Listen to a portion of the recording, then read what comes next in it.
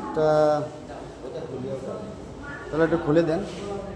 তার পরিচয় পাওয়া যাচ্ছে না এই ব্যক্তির। এই কোন কোন জায়গায় অ্যাক্সিডেন্ট করছে, কোথায়? তো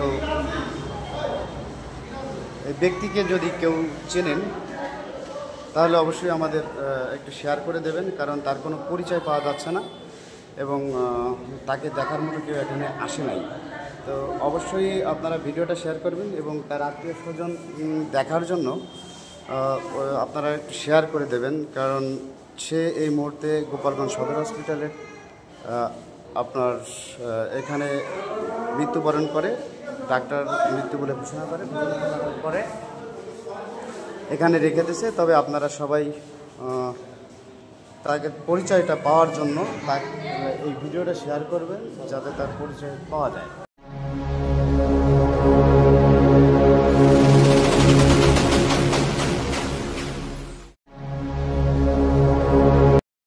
আসসালামু আলাইকুম।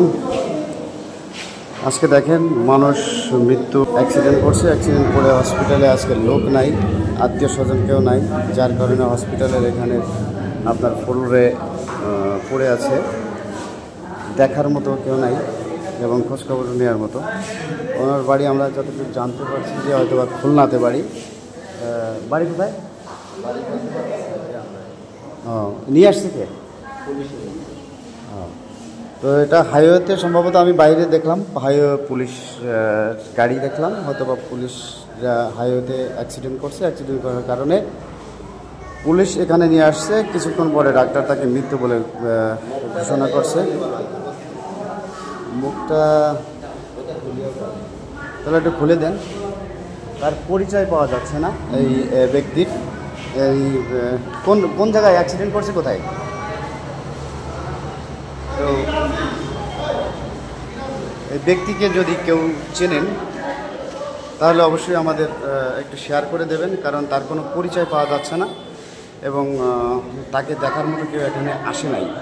তো অবশ্যই আপনারা ভিডিওটা শেয়ার করবেন এবং তার আত্মীয় স্বজন দেখার জন্য আপনারা একটু শেয়ার করে দেবেন, কারণ সে এই মুহূর্তে গোপালগঞ্জ সদর হসপিটালে আপনার এখানে মৃত্যুবরণ করে। ডাক্তার মৃত্যু বলে ঘোষণা করে এখানে রেখে দিয়েছে। তবে আপনারা সবাই তাকে পরিচয়টা পাওয়ার জন্য এই ভিডিওটা শেয়ার করবেন, যাতে তার পরিচয় পাওয়া যায়। তো মানুষ কতটা অহংকার, কত কিছু করে পৃথিবীতে বেঁচে থেকে। তো মৃত্যুর পরে দেখেন আজকে পরিষদরা শুনতে পারবেন কোন জায়গাটা গাড়ি কোন জায়গায় আছে। ডুমদিয়া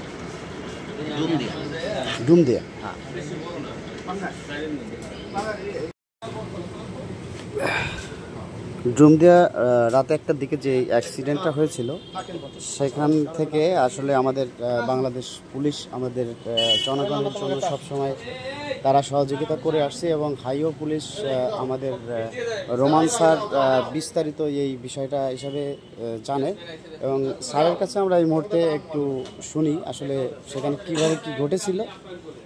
স্যার ভালো আছেন? তো আপনাদের তো আসলে যে দায়িত্ব আপনারা খুব সুন্দরভাবে পালন করছেন। তো আসলে এই যে আপনার ডুমদির যে ঘটনাটা ঘটছে, কটার দিকে রাত? এটা রাত্র অনুমান 1:50-এর দিকে। তো কিভাবে ঘটনা ঘটে, ওখানে কি আপনারা ছিলেন প্রেজেন্ট না পরবর্তীতে আসছেন? দুর্ঘটনার সংবাদ পাওয়ার পরে আমরা ঘটনাস্থলে আসি। ঘটনাস্থলে এসে দেখতে পাই যে সেখানে একটা ট্রাক আগে থেকে নষ্ট হয়ে দাঁড়িয়েছিল। সেই ট্রাকের চালক গাড়িটা মেরামত করছিলেন। এক পর্যায়ে ওনার গাড়িতে আমরা যতটুকু জানতে পারলাম যে জক ছিল না।